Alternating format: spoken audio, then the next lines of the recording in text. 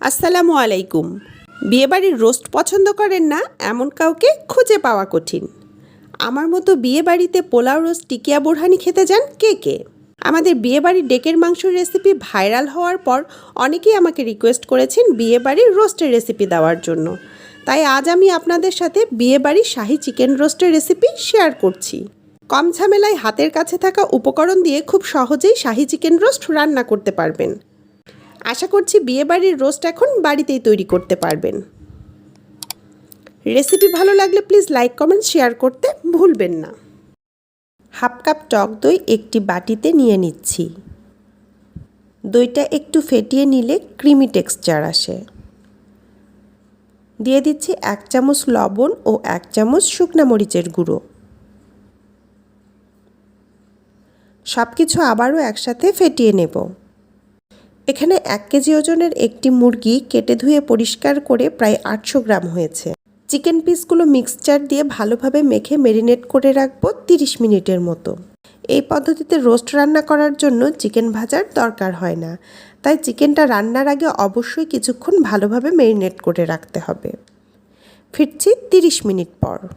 চুলায় প্যান বসিয়ে তাতে হাফ কাপ সয়াবিন তেল দিয়ে দিচ্ছি।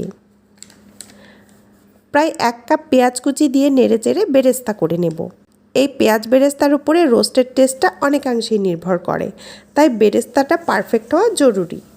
বেরেস্তা হয়ে আসলে উঠিয়ে নেব।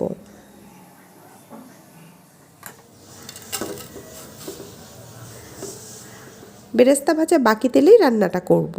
এই তেলে মিশিয়ে নিচ্ছি 1 চামচ ঘি, এতে স্মেলটা খুব ভালো আসে।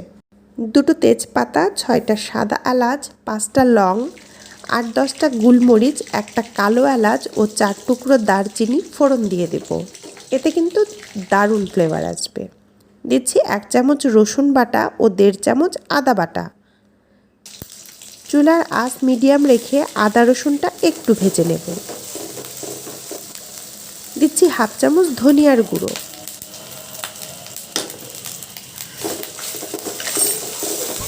আর একটু ভেজে ম্যারিনেট করে রাখা চিকেন পিসগুলো দিয়ে দেব।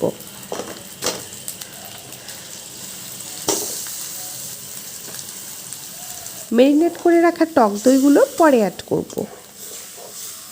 চুলার আঁচ লো করে চিকেন পিসগুলো এবারে হালকা ভেজে নেওয়ার পালা। আলতো হাতে নেড়ে ঢাকনা দিয়ে ঢেকে ভেজে নিতে হবে, তবে সাবধানে নিচ থেকে যেন পুড়ে না যায়। কিছুক্ষণ ভাজার পর ম্যারিনেট করে রাখা অবশিষ্ট দইয়ের মিশ্রণ ঢেলে দেব। ভাজার পর্ব শেষ, এবার কষানোর পালা শুরু।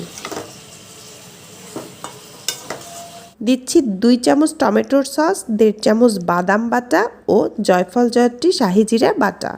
আমি এখানে কাঠবাদাম পেস্ট করে নিয়েছি।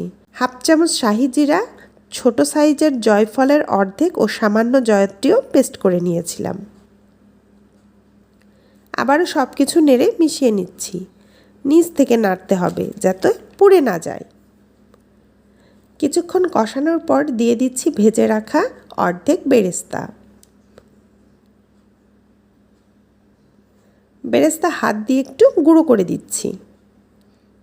আবারও নেড়েচেড়ে ঢাকনা দিয়ে ঢেকে কষিয়ে নেব।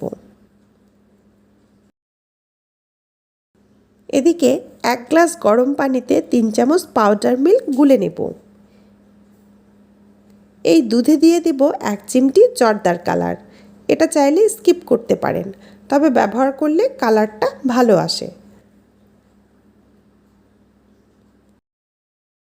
চিকেন কষানো হয়ে গেছে।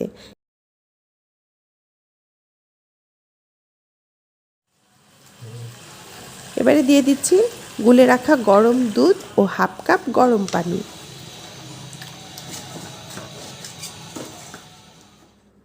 এই দুধেই চিকেন পুরোপুরি সেদ্ধ করে নেব। ভালো স্বাদের জন্য দুধ অবশ্যই ব্যবহার করতে হবে। ঢাকনা দিয়ে ঢেকে অপেক্ষা করব ঝোলটা কমে আসা পর্যন্ত।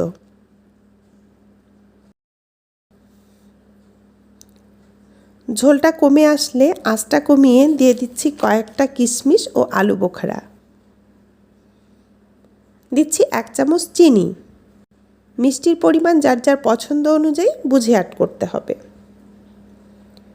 ওপর থেকে বাকি বেরেস্তা ছিটিয়ে দেব। দিচ্ছি কয়েকটা গোটা কাঁচামরিচ, হাফ চামচ কেওড়া জল ও হাফ চামচ গোলাপ জল। কেওড়া জলের ফ্লেভারটা ব্যালেন্স করার জন্য গোলাপ জল ব্যবহার করাটা জরুরি।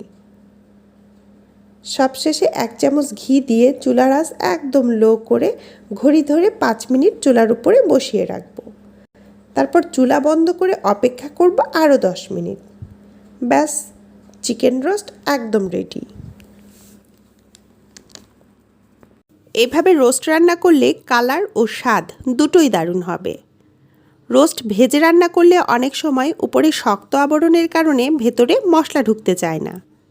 এই পদ্ধতিতে রোস্ট রান্নায় মশলার স্বাদ ও ফ্লেভার দুটোই ভালো পাওয়া যায়। আমাদের রেসিপি ফলো করে অল্প সময়ে ঝামেলাবিহীনভাবে বিয়েবাড়ির শাহী রোস্ট রান্না করতে পারবেন। আশা করছি একবার হলেও ট্রাই করবেন। কেমন হয়েছে আমাকে জানাবেন।